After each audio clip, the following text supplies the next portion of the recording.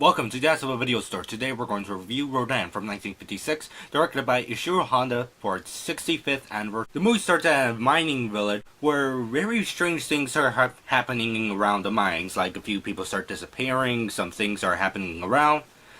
Then an earthquake happens and Rodan rises from a cave which is connected to the mines themselves and begins to attack the city. So that is the basic plot of the film. The movie is good, but I did like the story and characters. I like how the film has sort of a horror aspect to it and all that, like the characters like going through the caves and they don't know what's there. The music sometimes gets silent, or some music like low music plays.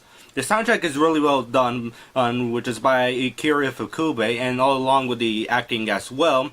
An interesting thing I noticed when watching the movie was that there's one track when Rodan is fighting against when the fire giants are trying to fire at Rodan when they're flying up in the sky.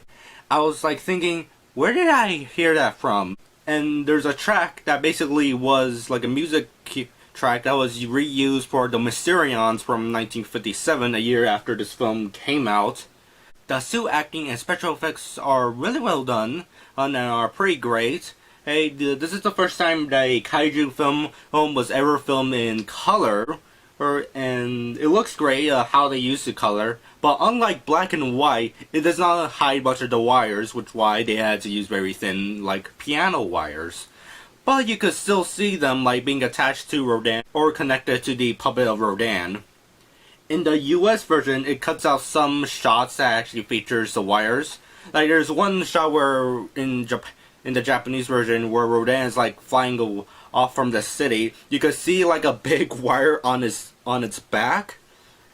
In the US version, they cut out that shot for, a very obvious reason when you watch the movie. For this review, I saw the Japanese version for the first time, but earlier this month I did watch the US version, which I did play at my Kaiju theater at the club that I started at my high school and all that. The US version does some really good edits, I would say so, that I like. The main character, which is played by Kenji Sahara, is dubbed over by, I'm trying to remember, Key Luke. Paul Frees is also one of the dubbing actors, and along with George Sakai, this is actually his first film role that he ever done. After this, he'll actually be the part of the English dub for Gigantus the Fire Monster, the US version of Godzilla Raids Again. The dubbing and the edits are really good, I don't know that, but I'm kind of having hard to decide which one is better, like the Japanese version or the US version.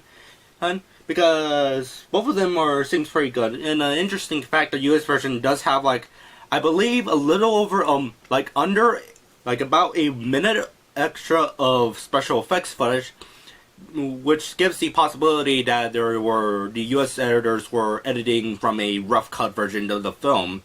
Also in the US trailer, it does feature one or two shots that are not in the final US version or the Japanese version. So I'll give it 4 out of 5 stars. I own this movie on DVD, as you see here.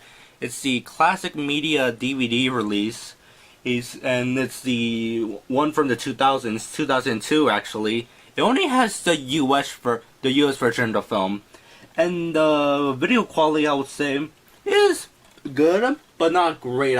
I agree. It's more has a lot of warmer colors to it. When I watched the Japanese version, which is on YouTube for free through Janet's Films, with that, it basically cools down those colors.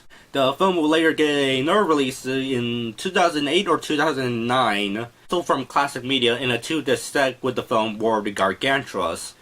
Both of them included the Japanese versions of the film, but it still uses the same video quality version from this DVD for the US version of the 2-disc set.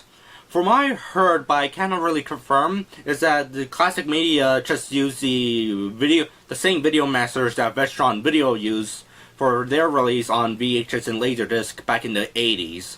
But that may be a thing, because Classic Media, what they were doing is just grabbing a few video masters that were already available out there when making these releases and all that. That was until when they started licensing the Japanese versions of the Godzilla films, they started using better video masters for some of the US versions as well.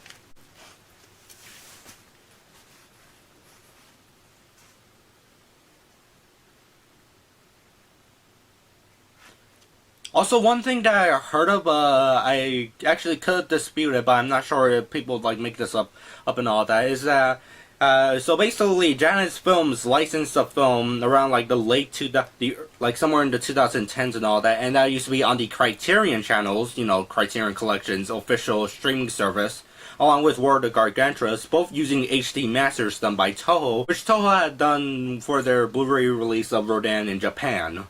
I heard that basically Toho like digitally erased all the wires of the film. When I watched it, I still see the wires. I still see like, oh look, there they go. Like, there they're moving and all that. So I'm not sure about that. But in case, overall, it's a pretty good film. I suggest you get this classic media release because it's like readily available and it's not too expensive. It was like 20 bucks last time I saw it on eBay. I got mine for like $6 or like $7. Like, I tried to remember and all that from my favorite movie store. Unfortunately, the second release that has the Japanese version, that is out of print and goes for very high prices. I tried to even get one for myself, but anytime there's an eBay auction, it just keeps going up, and I can't really get them. Well, at least I still have War of the Gargantuas on VHS. So that's all the video. Have a nice day, and later on, come back to our video store.